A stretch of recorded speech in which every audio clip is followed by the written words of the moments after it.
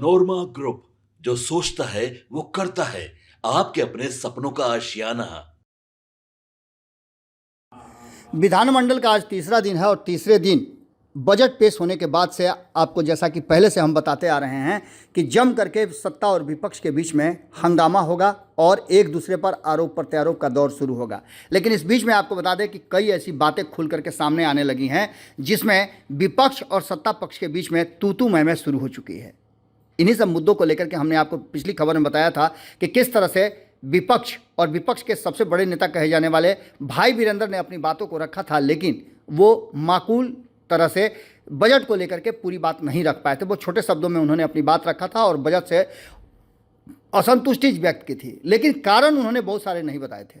अब इन सारी बातों के बाद जब अशोक चौधरी से पूछा गया, जो कि बिहार सरकार में मंत्री भी हैं और एक बड़े विभाग को देख रहे हैं, उन्होंने अपनी बातों को सिलसिलेवार ढंग से रखा और पूरी तरह से जिस तरह से उन्होंने आईना दिखाया है विपक्ष को, उसके बाद से आप एक बात समझ लीजिएगा कि खेल शुरू हो जाने की उम्मीद पूरी नज़र आ रही है। अब इसके बाद से विपक्ष चुप नहीं रहेगा, क्योंकि अशोक चौधरी और राष्ट्रीय जनता दल के बीच में आज के डेट में 36 का आंकड़ा चल रहा है और दोनों एक दूसरे पर जम करके हमले भी कर रहे हैं।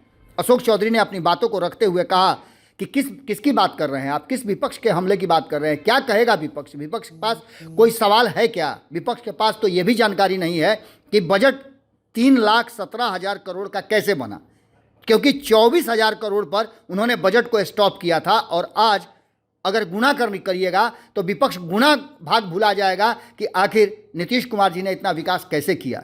पिछले 20 सालों में बिहार में जिस तरह का विकास हुआ है और 7,000 से 66,000 पर कैपिटा इनकम पर ला करके खड़ा कर दिया गया है, इससे साफ नजर आना चाहिए कि विपक्ष के पास कोई भी सवाल नहीं है। विपक्ष सिर्फ और सिर्फ गलथेथरी कर सकता है, इसके अलावा विपक्ष के पास कोई भी जवाब नहीं है। जैसा कि आप सभी जानते हैं कि अशोक चौधरी लगातार पूरी तरह से फॉर्म में रहते हैं और सरकार का की जब भी बात हो, सरकार के पक्ष की बात हो, तो वो खुल करके अपनी बातों को रखते हैं, रिसर्च भी करते हैं, उनके पास टीम भी बड़ी है और इन सारी बातों को लेकर के जिस तरह से उन्होंने हमला किया है और जिस तरह से विपक्ष को बेजुबान एक तरह से कहिए कि कर दिया है, उसके बाद से निश्चित रूप से अब देखिएगा, इसके बाद उनके बयानों को कोट करने के लिए विपक्ष सामने आएगा और देखना होगा कि क्या कुछ कहता है। अशोक चौधरी को सुनिए कि किस तरह से कैलकुलेट करके उन्होंने अपनी बातों को रखा है, उसके बाद से पूरा का पूरा खेल आपको समझ में आ जाएगा कि आगे होने वाला क्या है।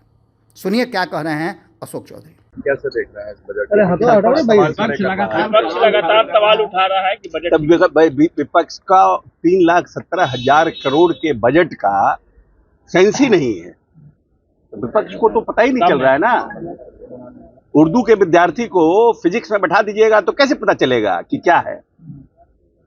The person who has already been a PhD in Urdu, how can he understand physics? ये बिहार तो 24,000 करोड़ का बजट का बिहार था जब इन लोगों ने छोड़ा था, तभी 3,17,000 करोड़ का बजट हो गया। तो फर्क है ना, कैसे समझ में आएगा? तो इनको तो सब चीज खराब ही लगेगा। झुनझुना बजा रहे हैं, बजाने दीजिए। झुनझुना बजा रहे हैं तो बजाने दीजिए। इन लोगों ने बिहार को 7,000 पर कैपिटा इनकम पे छोड़ा था। आर्थिक सर्वे देखिए, अब 66,000 पर कैपिटा इनकम हो गया। पता नहीं चल रहा है क्या स्थिति था बिहार राज्य बिजली बोर्ड का, क्या स्थिति था? रोज वहां पर धरना प्रदर्शन होता था, कौन नहीं देखा है? और आज क्या है बिहार की बिजली की स्थिति? तो इनको तो खराब लगेगा ही नहीं, because they don't have the understanding of this large budget of 3,17,000 rupees. That's why opposition are telling कि ये खराब बजट है। इनके अलावा इनके पास कोई भी विपक्ष कह रहे हैं कि 3 मुद्दे हमने पेश किए। तेजस्वी जी कह रहे हैं कि सरकार बचाने वाला बजट है, कोई सात निश्चय नहीं है, पुरानी चीजें, घिसी पिटी चीजें इस बजट में है। और ये आखिरी बजट है सरकार का, ये भी हर आखिरी बजट भी कौन नहीं जानता है, अंतिम बरस है साल। तेजस्वी कह रहे हैं कि आप नहीं बजट पेश करेंगे सरकार, ये तो कैसे करेगी? अब तो जनता के बीच जाना है, उनको तो 15 सीट में सिमटना है, 20 सीट में डबल अंक भी नहीं प्राप्त करेंगे। ये तो वो बजट है ना कि तेजस्वी जी को 2 अंक भी प्राप्त नहीं होगा। ये वो बजट है, चिंता नहीं करिए, मुंगेरी लाल के सपने सब देखते हैं। अगला बजट राबड़ी देवी कल आप लोगों को ऑफर दी है सदन में। राबड़ी दी का ऑफर कौन इंटरेस्ट ले रहा है? उनके साथ तो 2-2 बार गए। आपके सपनों को हमने सजाया है, ई होम्स पैनोरमा को हमने बनाया है। ई होम्स मेरा एक सपना था जिस पे मैं पिछले 4 साल से काम कर रहा था। हमने जो बनाया है वो सबने है माना। ई होम्स पैनोरामा में हो आपका भी आशियाना। और फाइनली हमने 2021 में इस प्रोजेक्ट को लॉन्च किया। बहुत लोग अप्रिशिएट कर रहे हैं कि पूर्णिया जैसे शहर में, बिहार के, एक तो बिहार की बात करें उसमें भी पूर्णिया जैसे छोटे जगह में इस तरह का लाइफस्टाइल देना, ये सुन के हम लोगों को बहुत अच्छा लगता है। ई होम्स में हमने कुछ और भी किया है, जैसे हम जिस जगह में रह रहे हैं हमारे फैमिली सिक्योर हो, उनको सिक्योरिटी का ध्यान में रखा है। आपकी सुविधा और सुरक्षा आपके लिए खास है, ये आपका विश्वास है। इसमें आर्टिफिशियल इंटेलिजेंस का 7 लेयर सिक्योरिटी का हमने इस्तेमाल किया है। लस ग्रीन कैंपस को बनाया है। यदि हमारा बाउंड्री वाल है तो वो वर्टिकल गार्डन है।